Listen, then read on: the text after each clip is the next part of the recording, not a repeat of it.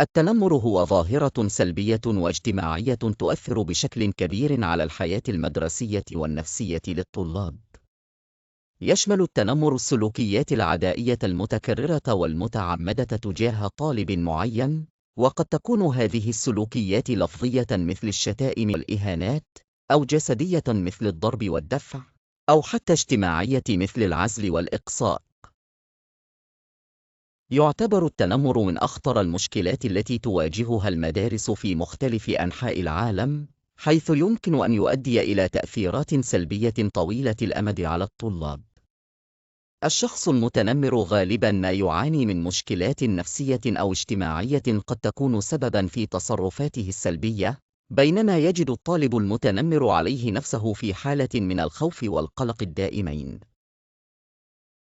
من الضروري أن تتعاون المدرسة والأسرة والمجتمع ككل للحد من هذه الظاهرة والعمل على توفير بيئة آمنة وداعمة للطلاب. يمكن تحقيق ذلك من خلال توعية الطلاب حول أهمية الاحترام المتبادل وقبول الآخر، وكذلك من خلال تقديم الدعم النفسي والمعنوي للمتنمر عليهم، وتطبيق عقوبات صارمة على المتنمرين لضمان عدم تكرار سلوكهم السلبي.